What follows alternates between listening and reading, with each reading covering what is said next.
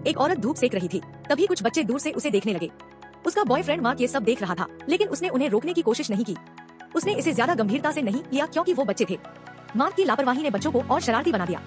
उसने अपना कुत्ता उस औरत पर छोड़ दिया जिसने हद पार कर दी। मार्क की सहन शक्ति उसकी लगातार गलत हरकतों की वजह से खत्म होने लगी थी, लेकिन वह फिर भी बात को चुपचाप रखना चाहता था। उसे नहीं पता था कि उसकी चुप्पी बच्चों के हौसले को बढ़ा रही है।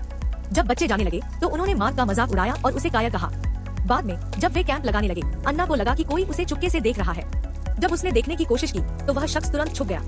आधी रात को अन्ना अजीब आवाजों से जाग गई। मार्क उन आवाजों का पता लगाने बाहर गया, लेकिन काफी देर तक वापस नहीं आया। इसी बीच टेंट के आसपास एक चमकती हुई रोशनी दिखने लगी। अन्ना डर के मारे उसे बुला रही थी, लेकिन पता चला कि ये सब मार्क का एक चालाकी भरा जाल था। अगली सुबह अन्ना ने देखा कि जो खाना उसने अच्छे से बंद किया था उसमें कीड़े कोड़े और चींटियां भर गई थी। शुरू में उसने सोचा कि ये सब कोई गलती होगी, लेकिन जब वो शहर जाकर सामान लेने लगी तो पता चला कि कार के टायर कट गए थे। मार्क को समझ आ गया कि ये सब बच्चे ही कर रहे हैं।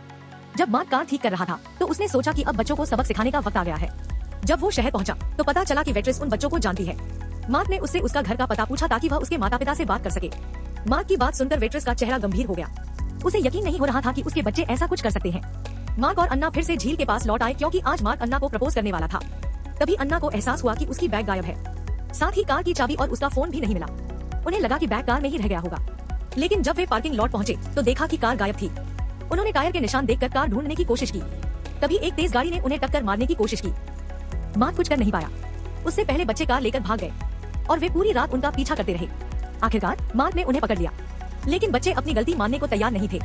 अन्ना को कुछ अजीब सा लगा और उसने मार्क से वहाँ से भागने को कहा। बच्चे फिर उनका पीछा करने लगे। दोनों कार लेकर भागे, लेकिन उसी वक्त उनकी कार एक गड्ढे में फंस गई और उन्हें जबरदस्ती कार का दरवाजा बंद करना पड़ा।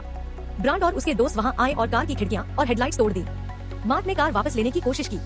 एक और कार चली गई, लेकिन बिना लाइट के उसने कुछ भी नहीं देखा और कार एक पेड़ से टकरा गई। ड्राइविंग सीट पर फंसे मार्क हिल भी नहीं पा रहे थे। उसने अन्ना से कहा कि उसने मदद के लिए किसी को बुलाया है। जब अन्ना बाहर आई तो वह ब्रांड और उसके दोस्तों से बचकर भाग गई। उसे पकड़ाए बिना छुपना पड़ा। वह सुबह तक छुपी रही, लेकिन मार्क की चिंता उसे चैन से रहने नहीं दे रही थी।